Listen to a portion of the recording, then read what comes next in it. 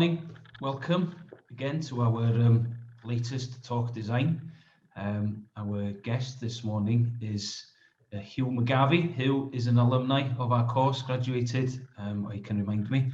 And the reason we've dragged him here really, he's just completed a Master's Award, and I think I've got the title on. Is it Innovation and Entrepreneurship? Again, you can correct me on that one, but he undertook that at Cambridge University, recently passed in the last few months, so congratulations. So obviously we'll get on to your master's studies, Hugh, and what you undertook and how that panned out. But I'm kind of introduce yourself and just kind of give us your story really of who you are and what did you do in Bangor, or just give us a brief introduction first. That'd be cracking. Thank you. Sure. I've got a I have to share my screen. I think I'll go to the PowerPoint. There we go.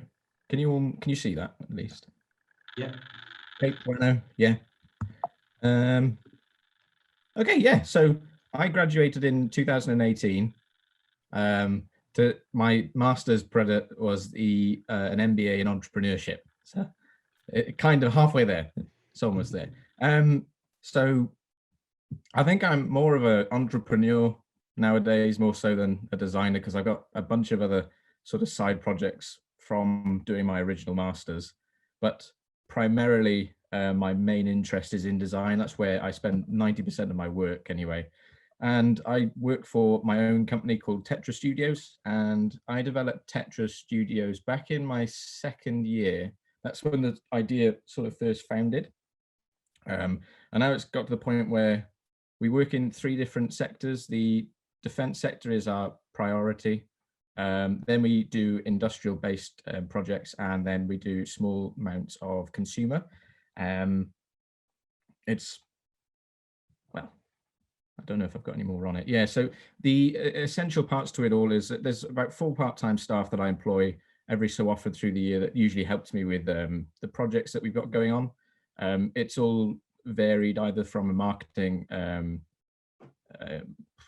perspective to engineering. I hire people based on what I need at the time, because I don't have the capital to employ anyone full-time, purely because I've been on masters for the past 2 years, so I haven't had enough time to put all my time and effort into it.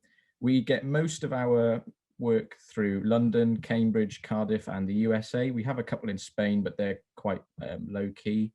Our primary, I guess, USP as a consultancy is that we're very user-centric. We've got a whole new theory that we follow now, which is our own interpretation of user-centric design, which I hope you understand through human-centered design or something similar. We essentially adapted IDEO's version and the Double Diamond, and then sort of produced our own. And I've been working on that part-time with my master's course over the past 2 years. It essentially took off when I was in Cambridge and started when I was back in Bangor. So I have my other sort of business interests that aren't design, which are quite varied. Hemp farming, which is recent, and that's been the past 4 or 5 months. So that's a real strange industry to be in, growing hemp. Then an alpaca business, where we're buying and selling alpaca fleece through the London cotton market as well. What else? We're running a company at the moment called Bottled, which is an export company from Saint-Emilion, Bordeaux, where we sell wines to California, because for some reason, Californians, even though they have some of the best wine in the world, really enjoy French wine. Who knew? And then the final one is a company called London Lamppost. We're doing modular systems for 5G networks within London. This is where we're starting at the moment, because all the lampposts in London are all so old and they've got massive interior spaces. And I think it's about this much is used in a lamppost to power the light that's everywhere through Westminster, etc. So we're creating modular spaces to put 5G networks inside lampposts to utilize it a bit more. That sort of sums up me, I guess, for the moment, without going into any more detail. Well, thank you. It's a broad range of stuff that you're kind of working on. I think I just remember you as kind of always being busy, and I think you just kind of carried that on. So let's go back a bit to your time on the course, really. And I think it's fair to say that you took advantage, or you actually looked for those opportunities within any situation that you were given in, and especially through those placement opportunities that you could take on, and that you managed to organise yourself. And again, just give us an overview of where you went, what you did on those placements, how did they help you, and kind of reflect on those experiences really as part of that journey to kind of where you are now. That'd be great. Sure. Yeah. So I think I've got it on my PowerPoint here. So my first year I went to Prism Medical UK. They manufacture NHS related equipment. As you can see the picture on the right, everything in that picture is something that they create. It's essentially kinetic products that go to the NHS, from beds, chairs, wheelchairs, but their specialty are hoists, which are these boxes that you can see at the very top of the screen. They look like this. And it's quite a large company, and I didn't really choose them for anything in particular. It was my first year. I wasn't really expecting very much, but I wanted to try something that no one else had tried. I'm sure, I don't know if you still do it, Preda, but I know that when I was in my first year, there was a sort of list of where everyone had been before in previous years, and we were all sort of choosing from that list. But I wanted to try and find something that hadn't been chosen before. And I first went there, and it was a very different place. This isn't the one that kind of I expected to sort of go into. Is when I first turned up, I guess I looked like I was going for an interview, like every other student does. And everyone else that worked there just seemed a little strange to me. And it took me 2-3 days, but then figured out that everyone in there was an ex-convict, and they had a convict scheme with Wrexham Prison. So everyone that worked there in the day was basically a prisoner that's been released, and then in the night they had the production staff changed around, and they were current convicts. So they went on a bus from Wrexham to then work in prison medical at the night. So I never knew any of this, but it seemed quite strange. But after about the first week, I realized that I can't sit in a room and do nothing for the rest of the placement, and I really wanted to get something out of it. So I came up with a small plan in my head, because I had a massive manufacturing capability, and I wanted to sort of figure out if I could learn anything from it. And they do a lot of prototyping. So I went to the managing director, who was the person I guess I answered to at the time, and gave them a list of what I wanted to achieve from the placement. And I started in the R&D department, and this was essentially going through CAD for about a week, and how they develop certain products.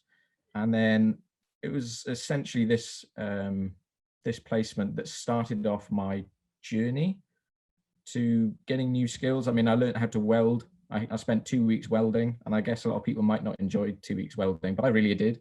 I think it's a fabulous skill, and I mean, I'm probably not great at it, but I learned it, and I can understand how welding works now, which has helped me tremendously, considering I've welded a lot of stuff over the years since then. I was in assembly, I was in painting, I was learning how they paint products like beds, how it actually all works, and how they send static charges through products to then allow the paint to stick to it. It was all very interesting stuff, but I never appreciated it at the time until I left, and I realized I had completed all of the skills I wanted to achieve when I first told the managing director, which I guess is something everyone should at least try and do when they go for a placement, or when they're there, either before or during. What was the next one? So my next placement in second year was ISC. I think that's quite a popular one at the university, because it is a good placement after all. They've got 2 individual departments. They've got the graphic department, and they've got the engineering department. Now, I suggest everyone does this before they go on placement, but I wanted to go to the graphic department because my graphic skills were just abysmal. They weren't that good at all. And I had the intention of going on this placement so that I could learn more and actually do a better job with my graphics. So they took me on, and I was in the graphics department. I'm sure someone else from my year went into the engineering department at the same time, but there wasn't enough work to do in graphics all of the time. So I often helped out with the product designer there, and I sort of switched weeks. So if I did 1 week with my graphics side, I'd do another week with with a product designer. And towards the end of my placement, I started working on, I didn't go through what ISC does. I'm sure most people do, but a lot of working at height stuff and manufacturing tools for working at height. I ended up coming up with the Halo. I did that with the product designer. So I did majority of the brand side and then helped up on the CAD side when I was there. Halo's actually quite massive now. I didn't realize, but they've scaled it up big time. And I've seen a lot of friends of mine use them now, and I didn't realize it was on production that quickly.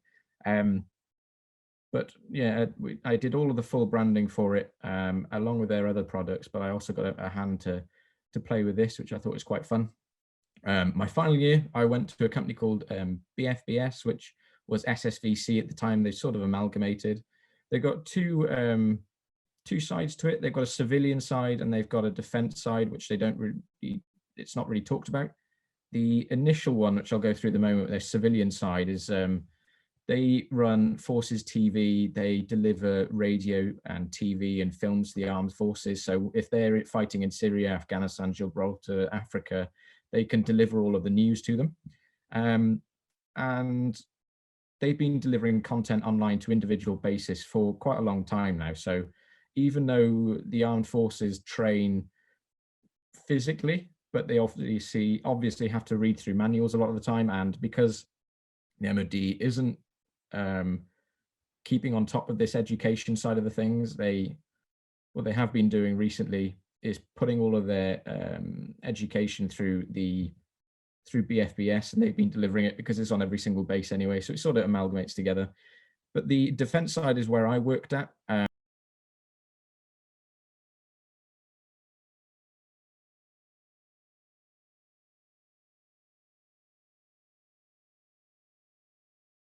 Okay, cool. So this is their promotional video about it. I think this is the best way to explain it.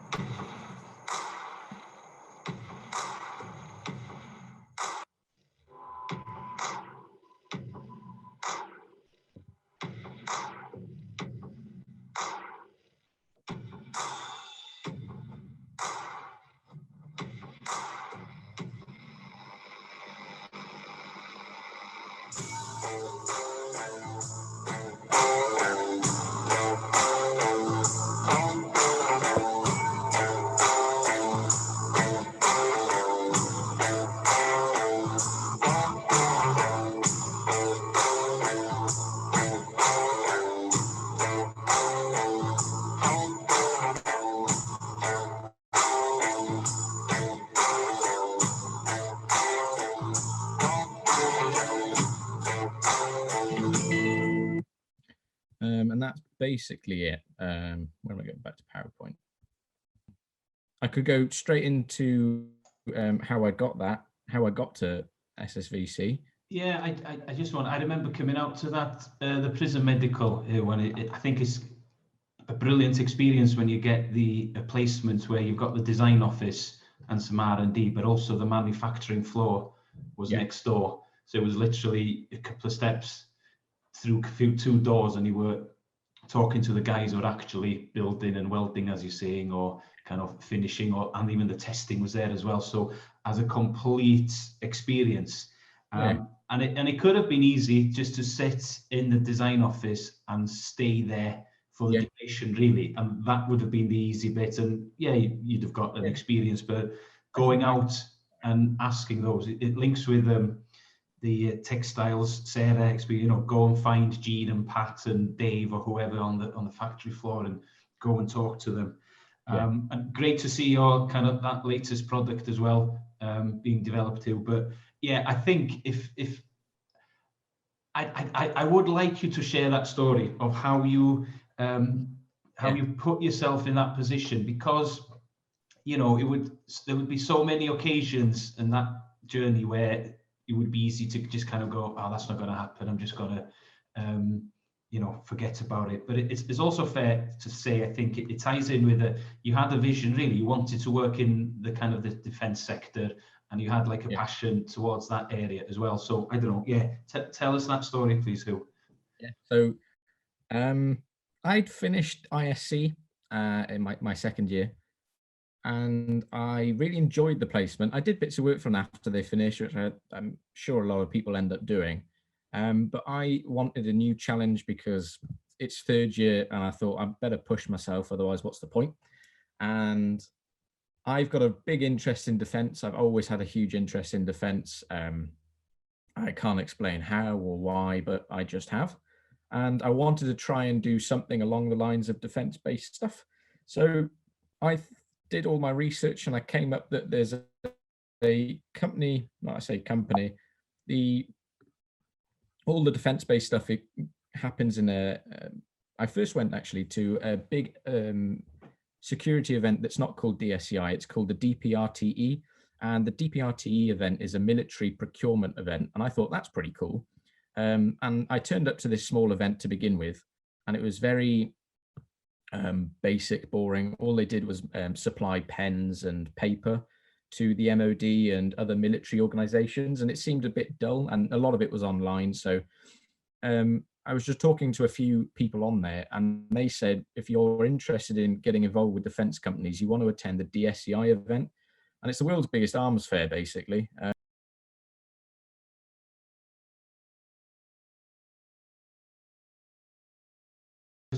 Coming to the end of your degree, I knew you were thinking of, really setting up your kind of design consultancy. You looked at offices locally, so you'd kind of scoped that out. But you actually went and furthered your own studies. So again, just explain a bit about the thought process and why you decided that master's and why that particular course was the way for you to go. Sure. So I guess everyone starts feeling the same thing when they're in their third year about what the hell they're going to do after they're done. And it wasn't any different for me. My initial thoughts were I wanted employment, but I didn't want to be employed by anyone else. I was very adamant that I was going to be self-employed for the rest of my life. I guess it's naive, but I guess everyone has similar thoughts at some point.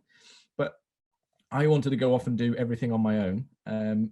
I didn't really have any idea what I was doing. I mean, as much as you listen to all of the business lectures and listen to everyone's help, essentially, until anyone starts paying you, you haven't got a clue. And I thought, well, maybe I might have a little look at a master's just to see what's out there. And so the thought process at the time was I didn't need a master's because I didn't see the point, but because I was going to go and do this for the rest of my life and I was going to be great at it. And that was my original thought process. But then I started finding different courses which seemed to sort of resonate with me a little more. Doing the MBA in entrepreneurship sort of shone at me more than anything else. And it was the only course I applied for purely because of the way that it was structured and the way that it worked. So it was a 2-year part-time course, and its whole purpose was to improve your company. You learn everything about what you'd normally learn in an MBA, but it had a massive entrepreneurial twist on it. And I thought, well, if I fail, if I don't fail, if this course is anything, it's going to help me further my business interests later on in life. So I thought I'll give it I'll apply for it and see how it turns out. But the thought process, I think, for everyone going through their third year of whether they're going to go for employment or for a master's, I've got 3 massive tips. Is you've got to think about, one, the cost. I think my MBA in total cost about £72,000 for 2 years, which is an extortionate amount. And when you're thinking about a master's, do you want to be that much more in debt, or do you want to save that money and further any other interests? Because 2, masters don't guarantee any form of employment. It just means you're qualified at a certain level. In some industries, at least I've seen with design now, having a master's doesn't guarantee you a job in a design industry or a design company, unless you're heading for something specific. I've seen a lot now with user experience or automotive or medical. If you're going into a particular industry, a master's will definitely help you. But if you're looking just to sort of fill up the time, is a master's worth your time and money, or should you just get into employment and carry on from there? Because a lot of design consultancies, they're more happy to take you on if you've got a product design degree, but if your portfolio meets their requirements. having a master's means that you've got a specific talent that they might be interested in. It all depends on your goals, I guess, but I'll get into that later on. And the last one is, are you passionate enough about it? I was not passionate about my master's when I first applied, because all I wanted to do was develop my own business. And now looking back at it, I love what I do, and I love all the other stuff I do, all of it coming together, but I'm passionate about entrepreneurship and everything associated with it. And I guess it's the same with design. Is, are you passionate enough to spend more money, more time doing something that may or may not help you in the long run? This doesn't necessarily go for those who just want to do a master's because they're interested in a subject. That's a different matter. If you're really interested in automotive design and silhouette design, go ahead and do it if you're passionate enough about it. But there's a lot of pros and cons about choosing a master's, and it's all, if you're going to do it just to fill the time, it's probably not a good idea. Employment will probably settle you better. I think that's sort of my process. Thanks, Hugh. So, and I know you had the Viva and you've presented your thesis and your findings to kind of consultancies and stuff. So, in a nutshell, and I literally mean a nutshell, what 5 minutes max. What did you study? What was it? Okay, so the way my course is structured, I spent 1 year learning business. My second year was a topic that I was interested in the most. So my thesis, not rather than a dissertation, had to align with a company that I was working with at the time. So I went with my own, and it had to be of groundbreaking interest. So I obviously went with my interest. Now I'll try and do this as quickly as possible, because this is about a year's worth of work in about 5 minutes. So the title of the thesis was, how can international design consultancies improve defense contractors to sell to the MOD? So to break that down, the MOD is the governing body of the armed forces. And when the army needs something like boots, they put up a bid online and they say, we need 50,000 boots. And then a defense contractor, just any sort of manufacturer, will then say, we can supply you 50,000 boots for 10 million. And then another company might say, we can offer you 50,000 boots, but they're better, and we can offer it for 11 million, or, it all goes, that's how it works. And I wanted to see how design consultancies can improve a manufactured product to enable them to get a contract. And the reason I was doing this is because every single industry in the world follows a capitalistic sort of mindset where if the user doesn't like it, they will not buy it. Apart from the defense industry doesn't care about that. You'll probably find that in the defense industry, 70% of the products that they're using in Afghanistan either didn't work well or just weren't suited for the job. And you look at the medical industry, if something's not going to, say if you look at a stent that someone puts in their heart, if it doesn't work, it's never going to get used. So the company that manufactures it will just go bust. No one will buy it.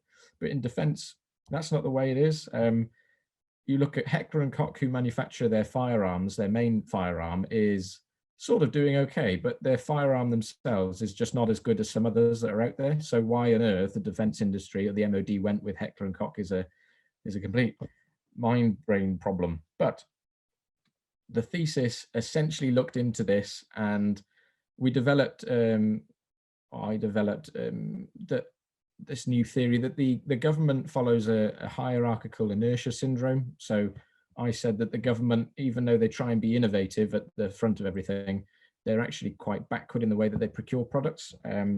So I went about doing my thesis by, I think I interviewed about 422 individuals from armed forces, MOD, defense contractors, and design consultancies altogether. I had a lot of pushback from the MOD.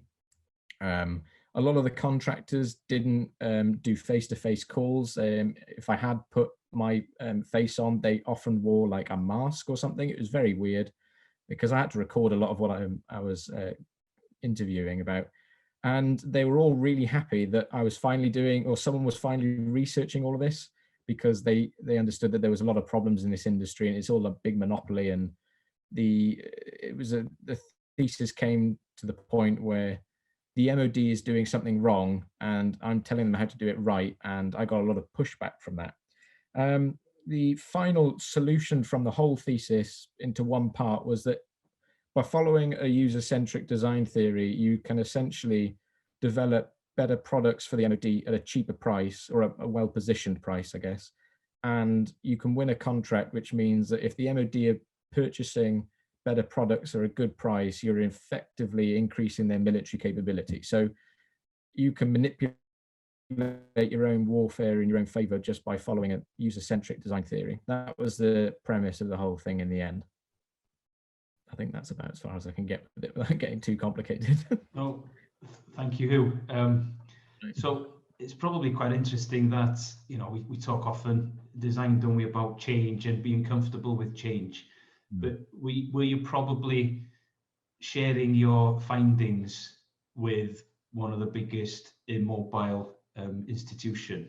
You know, what you mentioned lots about pushbacks. So yeah. what is that experience like, where you think you've got an answer for a better solution, but you get that pushback often? And I don't know, what keeps you going, and what stops you saying, stuff this, I'll just go away and design something else? So with regards to, you've got to have passion for a lot of stuff. So the easiest thing that I can talk about is this thesis. I was really passionate about it because I got writing on the wall. Like I non-stop think about this sort of thing. And when I first went to the MOD, they obviously told me I was wrong, because there's obviously nothing wrong with everything they're doing. It's always perfect. But it's how you sort of, if you're passionate enough about it to know the subject backwards, no matter what it is. If you're going to design mugs and you're going to get challenged on the ergonomics or anthropometrics of mugs, you've got to be an expert on it. And the only thing I can say, the MOD don't like change. Government doesn't like change altogether. So when you're dealing with anyone that large and telling them that they're not doing it correctly, you're often going to get pushback. And with this instance, the only way I dealt with it was that I knew that I was right. I had not just my own thoughts, I'd interviewed hundreds of people who told me that this is the way things are. And there's statistical evidence that suggests that they were completely wrong. But I guess it's hard to say how you carry on after change. People don't like change, but if you're willing to sort of sacrifice the amount of time you've got to put into it, it's pretty doable. You just got to be stubborn, and I think I am. I mean, Dewi, you'll know, Alid, you'll know, and Paradi, you'll know, I'm stubborn as hell when it comes to doing any sort of work that I'm passionate about. I won't stop. But I think it applies to everyone. If you're getting change at a big level and you're getting pushback from it, you've just got to be passionate enough about it to just keep carrying on, especially if you know you're right, because then it's even better. Brilliant, Hugh. Thank you. So we will be opening up for questions now. So again, I kind of mentioned at the start, it would be brilliant if our audience, if you can switch your cameras on, please, so we've got a nice gallery view going, and Hugh can kind of put some faces to some of these names. That would be awesome. If you've got questions, either stick your hand up and we'll call you in. Here we go. Right, let's start with we'll go for Dewi, then Simon. We'll come to you. Thank you, Dewi. A few questions here. Thanks for that presentation. I'm glad that you mentioned about the military event and stuff, and the determination you had to get in there, and the process that you went through afterwards. So I'm glad you did that, because it just shows your determination to work in the industry, and I know that was with you from year one, from the get-go. Although we thought it was a bit weird having such an interest in guns and military and stuff like that, but that's your passion. So the thing is, though, it's run true by now, isn't it? So one of my questions was, are you still in contact with your companies that you've replaced at, and do you think that sort of helped you? And I think you sort of answered that question. My next one was, what has the sort of design and the industrial experience done for you, and how has that sort of set you up? How do you think that your undergrad really prepared you for what you're doing now? And I'm also interested in thinking, well, I know that what you're doing with your postgrad study and your thesis and things, do you think that you've got a theory or a protocol now in place that you think that you can either sell out to contractors to actually say, you're a consultant, this is how you're going to get this job done for the military?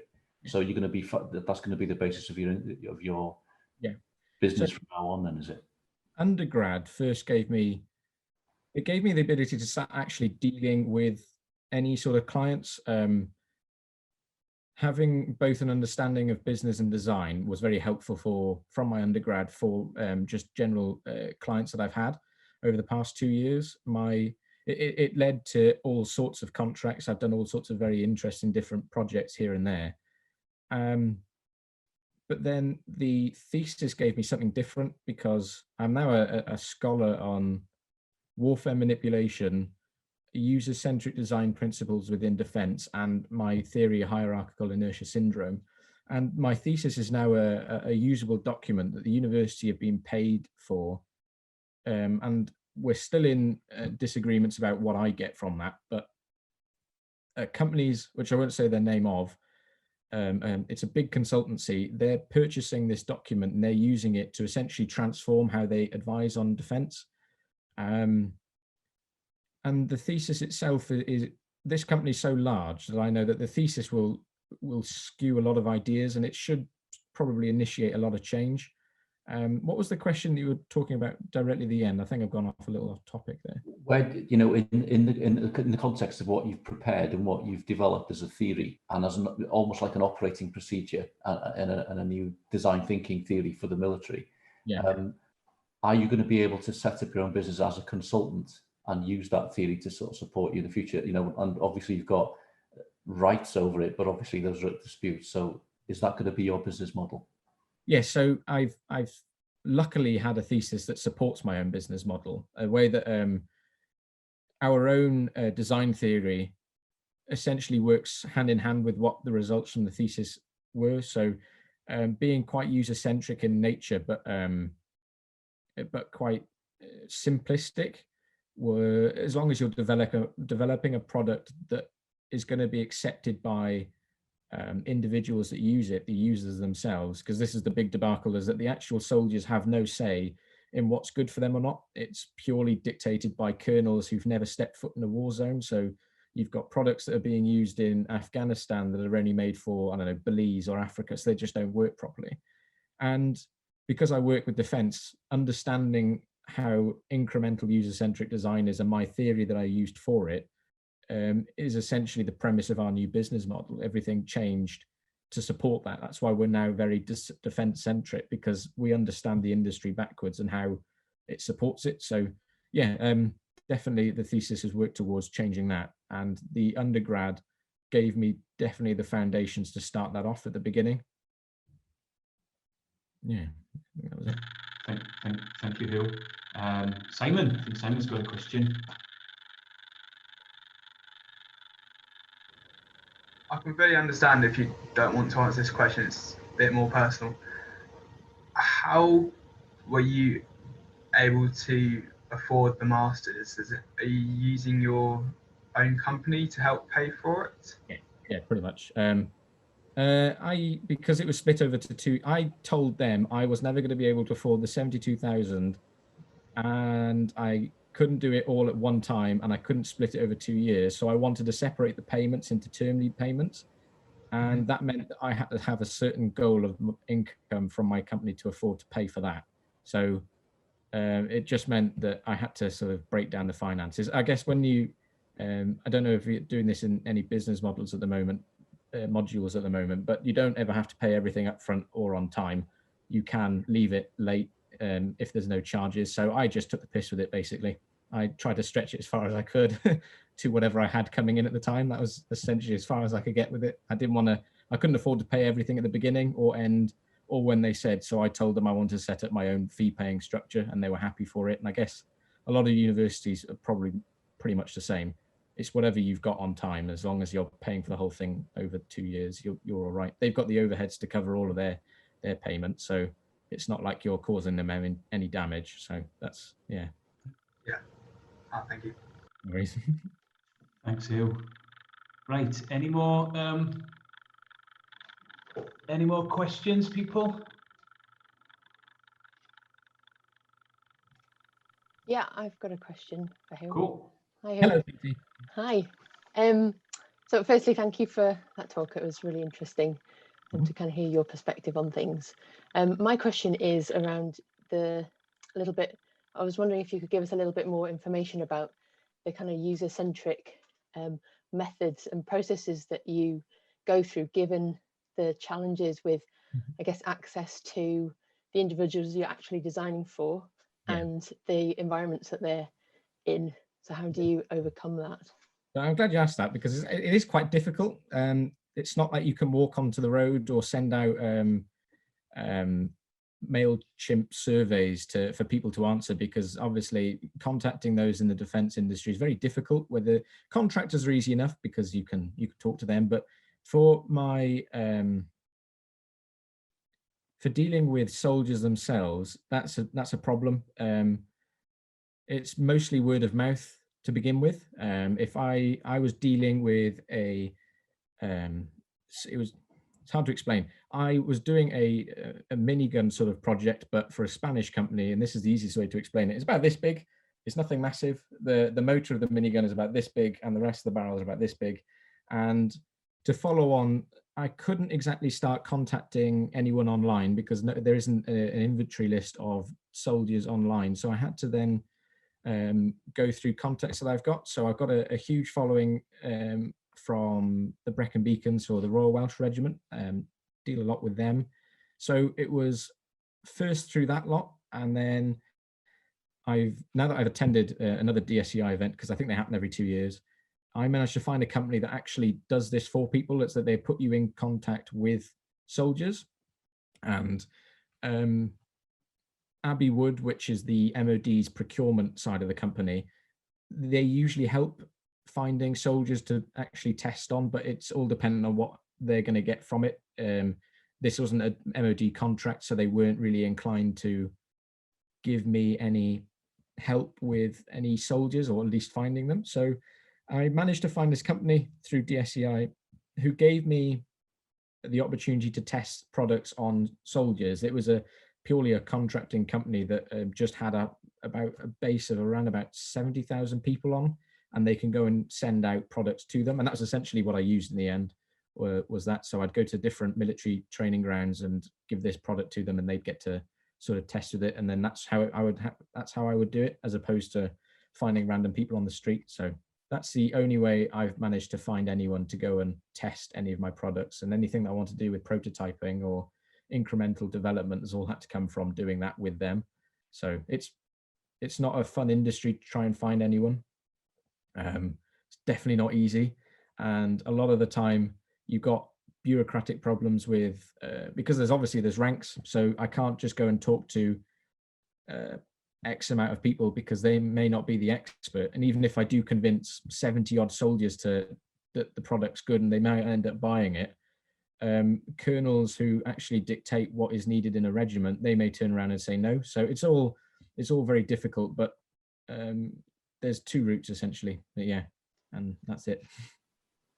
So do you sort of see part of your job as trying to sell the idea of user-centric to the people who are buying it, so that you can have better access? And usually, yeah, because there are some people who are in charge of buying. So within the Navy, you'll find that the welfare officer is the person who is most likely the one that's going to be given, has to write reports about what they need for their ship, for example. And if you're able to convince someone with buying power that a product that was designed for soldiers by soldiers is probably better off than a product that's not, and trying to implement that is a lot more difficult than I thought. You get a lot of pushback, but again, it's just continuous persistence. And if you're convincing the right people, you do get somewhere. Companies that struggle with it end up, what they try and do is they try and convince more soldiers than they can officers, because if soldiers keep bugging the officers about a problem, the officers will have no choice but to end up agreeing with them, and then it goes from there. But yeah, for anyone that I'm dealing with, I do want to spend, I think I do it naturally. I just annoy them by telling them how much better the product is because it's designed by soldiers. But how well that works, I don't know yet. Thank you. No worries. I'm looking around for Any hands up? Any other questions? I think I see some in the chat. So I think we've kind of covered Dan Lambert. some of it. This is in the context, the small amount of consumer products you look at. With such a strong focus on HCD and user research, how do you manage to undertake the research considering your current staffing availability? How do I manage to undertake the research? Good question. Most of the time, I do it myself, or I'll find a research company that does it for me. A lot of the time that I've used a research company, they don't often have the infrastructure themselves anyway to sort of try and find the research. Depending on the product itself, each project is completely different to the next. So any research I've done on one, there's not a particular system I can follow, but my staffing availability is based on my needs. So if I need to research a particular topic, I will often hire someone to do that particular job. So I've got a couple of engineers, and one of them is very defense heavy. So I can trust them to understand the defense industry when they're researching it. And when they finish up the report, I can understand where the research has come from. A lot of the research companies that you can find don't have the defense expertise. So they often miss out a few details that could be quite important, because you often think about those very small ones. Small details rather. What was the next one? Did you find any resistance from DE&S or Babcock? So DE&S, they were they're primarily supplying from a welfare standpoint, I guess. So they have certain criteria, but the criteria is met and written by MOD Abbey Wood, which is their head of procurement. So DE&S won't have any problems unless MOD Abbey would have missed something. So when we were first pushing my player, we didn't have any resistance from them. We got resistance first from PGHQ, which is the procurement joint headquarters, and they deal with a lot of what goes on in certain war zones. So when we were going to Afghanistan, we definitely got resistance from them to begin with. Babcock is just another contractor. They're like BAE Systems, Kinetic. So we won't get any pushback from them because they've got no government say. They are allowed to bid against my player with their own particular product if they had one. So the way that their contracting system works in the MOD was, if they've got an open, if you've got a product that isn't essentially open in a contract just yet. So say if you've created a new product, like a new security drone, for example, and there's no current contract for that, having that product and then displaying it to the MOD and how it can help them opens up a new contract. But it also gives you first dibs on it, essentially. Anyone else that hasn't got that can then put a bid in for the contract when the contract ends. So it then gets made public again. So Babcock, for example, would be able to bid against SSVC, I think next year or the year after when the contract ends, specifically for the training side. Do you mean the training manuals, like the education side? Yeah, sorry, hello. Yeah, I know Babcock deliver a lot of the training for soldiers and recruits, especially. I'm impressed how you've got my players like Argentina and the Falklands and whatnot, but because they love to do their delivery. The BFBS have fight with you and my player.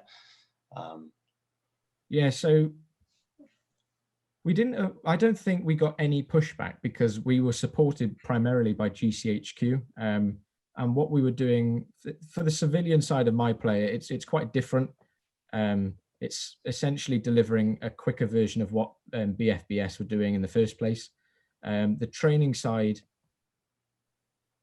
I think it's mostly documentation-based training as opposed to what Babcock training I think you're on about, because as you might know, the training side of the MOD, the Armed Forces, is massive.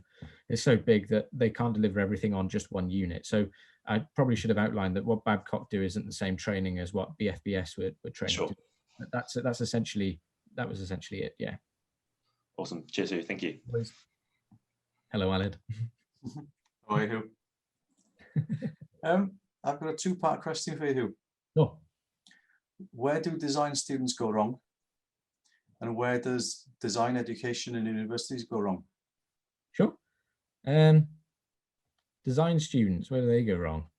I think they focus too much on design themselves and projects. The biggest form of advice I've got is that design is a lot more, it's a lot bigger than the product you're working on at the time. There's design students often think about following their process to achieve one goal. So if you've got 80 constraints, it essentially tries to solve one problem. But I think design students fail to look outside the box and the implications of that product, that new product, and what it has in the real world. You might be able to design something fantastic, but it cuts short of its real world value because it hasn't been looked at from different perspectives. I think you've got to be very open with it and see what happens in the world and look beyond ergonomics and anthropometrics. Look about user experience and how someone enjoys a product a lot more to how someone values a certain product. Rather than just focusing on the standard theory, you've got to be a lot wider and look at it as a world point of view as well. I think I'm explaining it wrong, but if you're going to think about how it impacts the world, or if it's got a particular problem, look at the problem a lot more and at a wider area. If you're trying to design a new phone, don't look at phones, look more at how people communicate. For example, you've got to look at it a lot bigger than the actual process that you're going through. And then design in universities, I'm trying to find fault in that because I came from you lot, and I think everyone that's come from Bangor, or at least this course, has come out really well. But I think, considering that I deal a lot with some design students who just focus on getting the product done, that they fail to see the bigger picture at the very end of what someone is about or someone's trying to achieve. And there's definitely got to be a bit more business impact. I'm a huge fan of design being the most centric part of any business ever. And I think that's got to be hammered in a lot more. Everything revolves around the design of anything. So within reason anyway, because if you've got a product, if you're manufacturing a product, the design of the product is probably the most incremental part. And designers have influence over everything, from it getting sold to how people interact with it. So from marketing, finance, assembly, to delivery is all based on designers. And I think that should be definitely hammered home a lot more, because you're a lot more useful than just coming up with ideas. You're essentially massive problem solvers.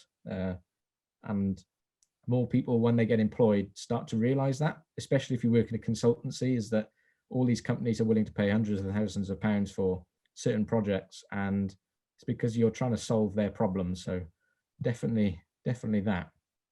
Yeah. Thank you. No worries. I'm on mute. Classic. Thank you, Hugh. No worries. Well, I try and keep it under an hour, so I'm going to stop recording. So Hugh, on behalf of everybody that was here today, good to catch up, and thank you very much. You all again. Yeah. I can't wait till I can actually come back when we're allowed back in person. That'd be quite fun. Yeah, we'll keep you to that. Thank you, Hugh.